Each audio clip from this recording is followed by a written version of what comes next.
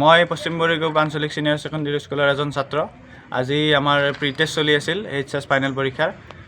আজি আৰু পৰীক্ষা চলি আছিল আমাৰ।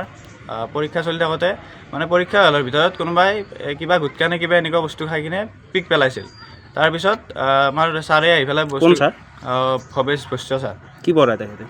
তেখেতে আমাৰ হিষ্ট্ৰী পঢ়ায় না, হিষ্ট্ৰী পঢ়ায়। তেওঁ হিষ্ট্ৰী টিচাৰ হয়, হিষ্ট্ৰী অসমীয়াৰ টিচাৰ হয় তেওঁ। তাৰপিছত আমাৰ যিটো মানে বাহিৰত যোৱা যিটো হেৰি আছে, দৰ্জাখন আছে, তাৰ কাষতে কোনোবাই পিক পেলাইছিল। তাৰপিছত ছাৰ আহিছে, ছাৰ আহি পিকখিনি চাইছে, চাই কিনে মানে যোনটো তাৰে কাষত বহি আছিল, যোনটো ষ্টুডেণ্ট বহি আছিল তাৰ কাষত, আৰু তেওঁক আহি পেলাই কৈছে যে মানে বহুত বিবিচাৰ ভাষাৰে গালি পাৰিছে ফাৰ্ষ্টতে। কি কৈছে?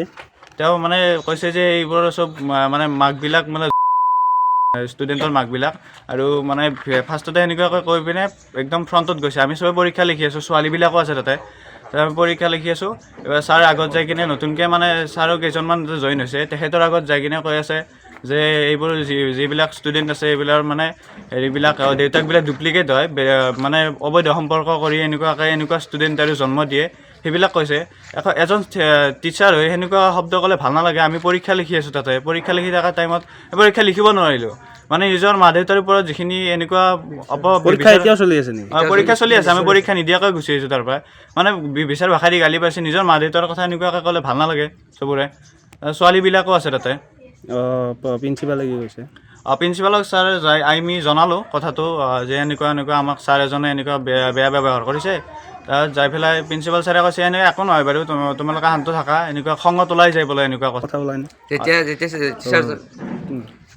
সেইটো আমি ক'ব বিচাৰিছোঁ, ছাৰৰ আগত আমাক উচিত তদন্ত হ'ব লাগে ছাৰজনৰ ওপৰত। পূৰ্বতে এনেকুৱা কৰিছিল নেকি? পূৰ্বতে আমি শুনিছোঁ মানে ফাৰ্ষ্ট ইয়েৰৰ ক্লাছ কৰি থাকে, এনেকুৱা ক্লাছৰ টাইমত বোলে মানে এনেকুৱা কিছুমান ভাষা কয়, সেইবোৰ মানে বেয়া কথা নহয় আৰু ক'ব পাৰি, আৰু সেনেকুৱা হিচাপত মানে শিক্ষা দিয়ে তেওঁ। যেতিয়া আমি মৃন্ময়টো ক'লে কথাখিনি, যেতিয়া আমি অফিচ ৰুমৰ পৰা ওলাই আহিলোঁ প্ৰিন্সিপাল ছাৰক কৈ কেনে, ছাৰে কৈছে কি হৈছে ইয়াতে, সেনেকৈ কওঁতে আমি ক'লোঁ বোলে ছাৰ আপুনি ইমান বেয়া ব্যৱহাৰ কিয় কৰিছে? কৈছে কি বেয়া ব্যৱহাৰ কৰিছোঁ? বোলে ছাৰক ক'লোঁ যে ছাৰ এনেকৈ আমি মা দেউতাক ধৰি ক'ব নালাগিছিল। ছাৰে কৈছে বোলে এতিয়াও কৈছোঁ দে কি কৰিবি কওঁ, সেনেকৈ কৈছে। তাৰপিছত সেনেকৈ মোক কৈছে অভদ্ৰামি কৰিব আছে ইয়াতে, সেনেকৈ কৈছে। নাপায় মই কৈছোঁৱে ছাৰক বোলে ছাৰ আপুনি কিয় এনেকৈ কৈছে, তথাপিও ছাৰে বুজি নাপায় পেলাই কৈ বোলে। পূৰ্বতে এনেকুৱা কি কৰিছিল নেকি? পূৰ্বতে যেতিয়া ফাৰ্ষ্ট ইয়েৰৰ ক্লাছ চলি থাকে, ফাৰ্ষ্ট ইয়েৰৰ ষ্টুডেণ্টে আমাক কয়, আমি যিহেতু ছিনিয়ৰ হয় তাতকৈ, বোলে ছাৰে বোলে এনেকুৱা ভাষা কয় কেনে কয় এইটো ভাল ভাষা, এনেকুৱা কথা কয়।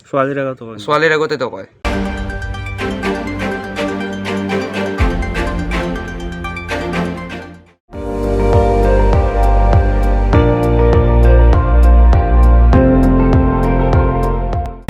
আপুনি চাই আছে ND24, সৰ্বশ্ৰেষ্ঠ নহয় সৰ্বোত্তমৰ দৌৰত।